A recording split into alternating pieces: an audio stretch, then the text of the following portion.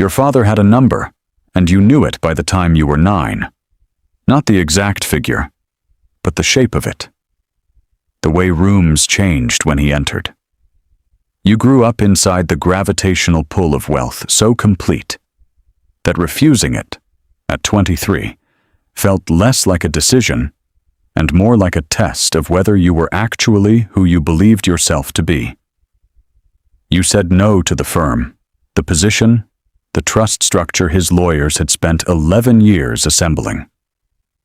You built something instead.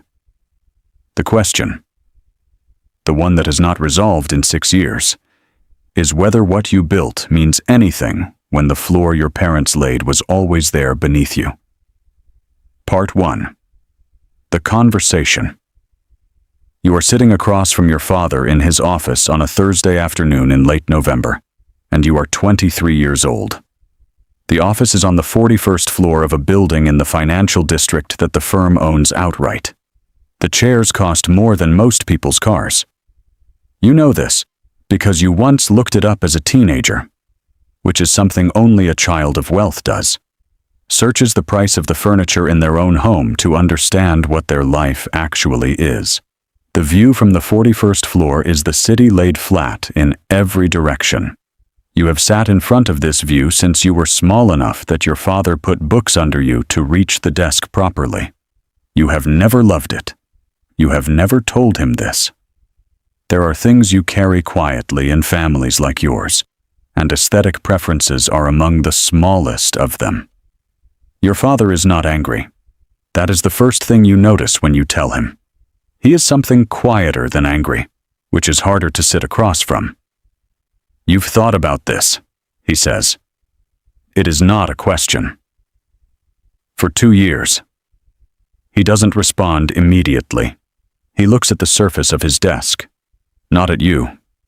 The way a man looks at something when he is deciding which version of the truth is the useful one. Behind him, the clock on the wall is a 1962 Patek Philippe that belonged to his own father. You have looked at that clock in this office since you were 7. You have never been able to read the exact time from it without concentrating hard, which has always seemed like the right metaphor for something you could not name. The firm will exist when you change your mind, he says. I'm not offering at once. I know. Then you know what you're walking away from. You do. You have done the math. Something your father taught you before you could drive. A habit of valuation that follows you into every room, including this one, including now, as you sit across from him and say no. You know the number. You know what the position compounds to across 20 years. You know what? No costs in a quantifiable, specific sense. You say it anyway. You leave the building. The November air is cold enough to see your breath. You stand on the pavement outside a building your father owns and think, this is the moment. This is the one you will describe later. Then you take the subway home, because you have always taken the subway, because you are careful about these signals, because you are not certain yet whether being careful about the signals is the same thing as actually meaning them. You have something to build. Part 2. The manufacture of urgency. You are 24 years old. You are in a co-working space in a former warehouse district on a Tuesday morning in March, and you are paying for your desk with money from a personal account your grandmother set up when you were born. You have not told anyone about the account. You have told yourself it does not count. You are not entirely certain this is true. The company is 3 people. You, Orla, who you met in your final year of university, and who actually needs this to work. She has rent, a loan she took against her own judgment to fund the first prototype, and a number in her head. The exact monthly revenue the company needs to hit before September, or the calculation stops working for her in a way that is not abstract. She does not talk about the number constantly. She does not need to. It is in the way she logs in before 8 and stays past 7 and answers Slack messages on her phone on the bus, which is something you have observed with the specific attention of someone who does not share her relationship to bus schedules. And Casper, a developer who charges by the hour, who has a daughter in primary school and a fixed mortgage and a specific personal reason to care whether the product ships. You are the only person at the table who could stop, today, right now, walk out, call your father's office, and be fine before the weekends. The other two people at this table do not have this option. You have not discussed this explicitly. You do not need to. It lives in the room regardless. This is the thing nobody tells you about refusing wealth. You can refuse the structure, but you cannot refuse the psychology it built. You have spent 23 years inside a context where failure has no teeth. You know this, clearly and honestly. But knowing it does not generate the specific electric quality of urgency that people who build, because they have to carry in their chests like a small motor that does not stop.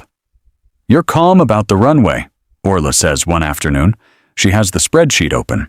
She has already run the numbers twice before coming to you. We have 8 months, you say. We have 8 months. She says it back exactly. That's not a calm territory number. She is right. The specific tightness across her mouth. The way she doesn't look away. This is something you have not felt yourself. She has urgency you have not earned. You begin watching how she works. Not her method, but the fuel behind it. You start using her precision as a calibration instrument, which is not noble, but which is the most honest thing you have done so far in this building. Not because you don't care about the company, because you have not yet learned to manufacture the feeling that makes caring produce results. It takes longer than you expected. Part 3. The floor. You raise a seed round at 25.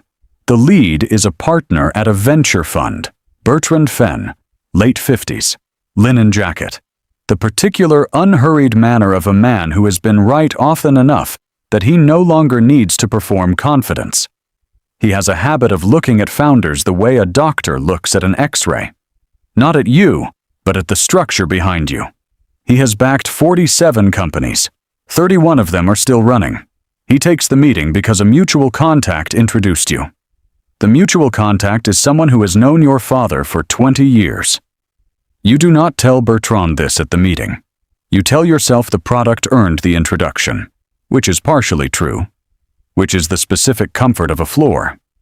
It lets you believe the ceiling was reached by climbing, as long as you don't look down too carefully. The round closes at 3.2 million.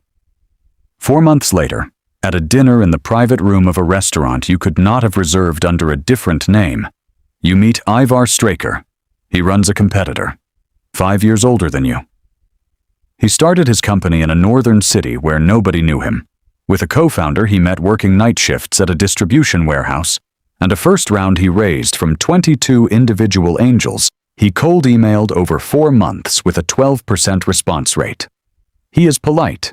He asks about the product with the focused attention of someone who has had to listen carefully to survive.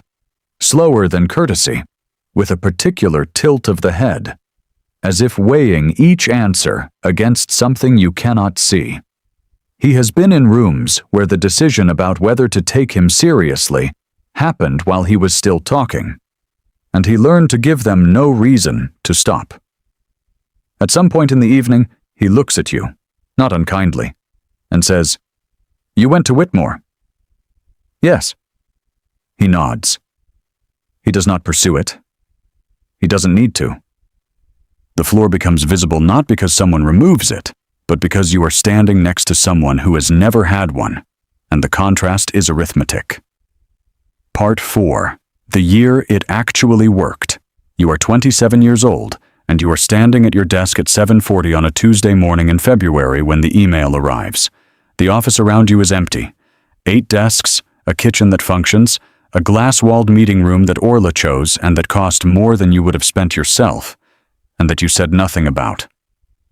Because by then, you understood the specific weight of a person who needs the space around them to reflect the work they have actually done. Orla is Chief Operating Officer, A title you gave her not because she asked, but because the organization had grown past the point where the work she had always been doing could remain unnamed. Casper's team is 6 people. The product has 14,000 paying users. A title you gave her not because she asked, but because the organization had grown past the point where the work she had always been doing could remain unnamed. Casper's team is 6 people. The warehouse co-working space is gone. You have an office, 8 desks, a kitchen that functions, and a meeting room with a glass wall that Orla chose and that cost more than you would have spent yourself, and that you said nothing about, because you understood by then the specific weight of a person who needs the space around them to reflect the work they have actually done.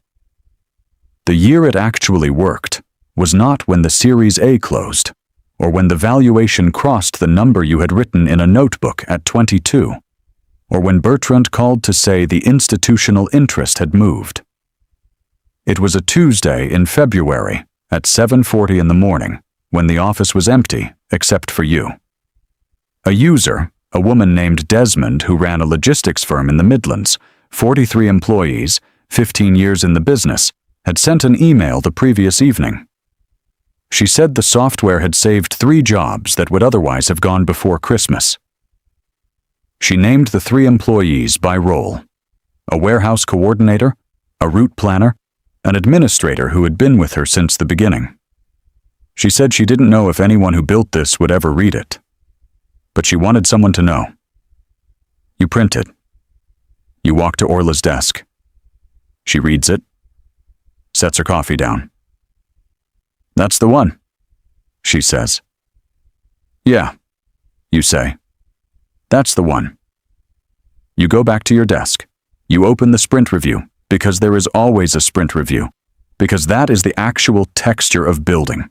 Not the milestones, not the capital events, just the relentless accumulation of next things that need to happen and the people who are going to make them happen. But the email stays in your chest in a way the valuation number never has. Someone who does not know your name built something more stable because of what you made. Someone who has no reason to care about your family, your school, the 41st floor, any of it. Not because of who your father is, because of what the product does. You have finally started to believe that. Part 5. What Ivar Straker sees. You run into Ivar again at a conference in Hamburg in the second quarter of your 28th year. His company has 90,000 users. He is speaking on the main stage, a slot he earned by demonstrating traction in markets that reward nothing except numbers. You are on a panel about founder psychology, a subject you agreed to discuss because the moderator asked, and you have thoughts on it, and which you regretted the moment his first question was about growing up around wealth, and what that does to your relationship with risk. You answer it honestly. It takes longer than most people on panels answer questions. 2 of the other panelists shift slightly in their chairs, which is a social signal you have become very good at reading in the years since you started doing things that make certain people in certain rooms uncomfortable. At the bar afterward, Ivar finds you. He is warmer now than 4 years ago. He knows your numbers. The user count, the ARR, the shape of the growth curve across the last 18 months. He knows what Desmond's email means in the arc of a product finding its real users, because he has had those emails too, and he knows what they feel like to receive. But there is a quality he carries when certain subjects come up. A flatness, not contempt, not hostility. Something more precise than either.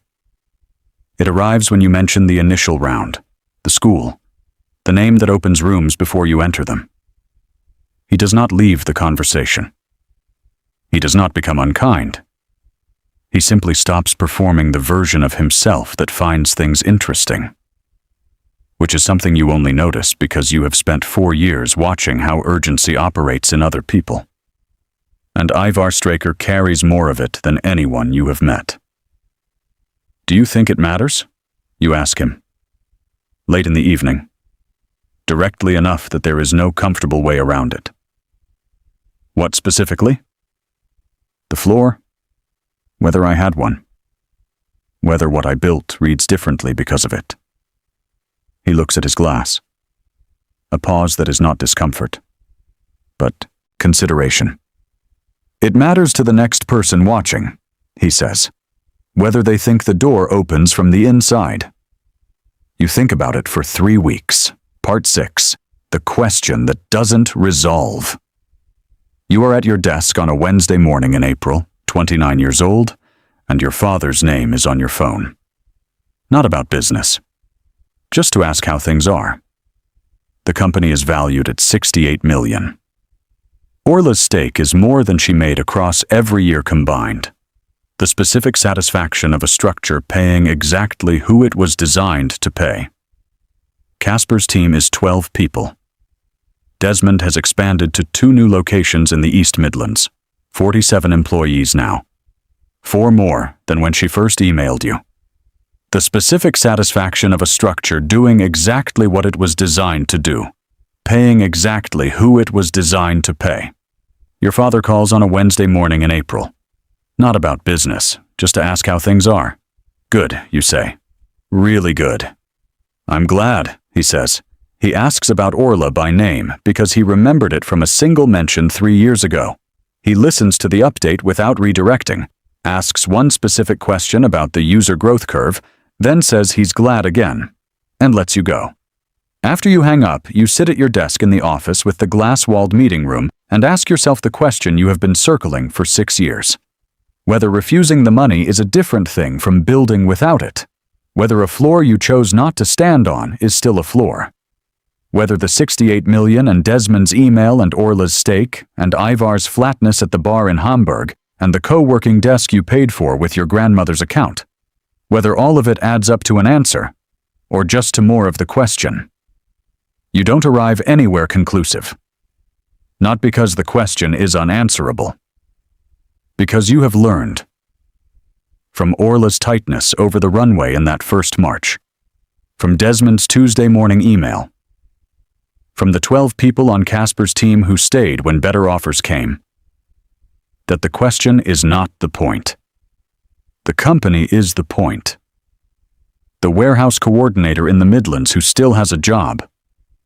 The thing you made for someone who had no reason to know your name. The question stays open. So does the company. Neither of them goes away. Somewhere tonight, someone is building from actual nothing. No name that opens a room. No floor beneath the fall. Nothing between them and the end of the runway except whether the product is good enough. They are not thinking about what it means. The building is the only floor they have.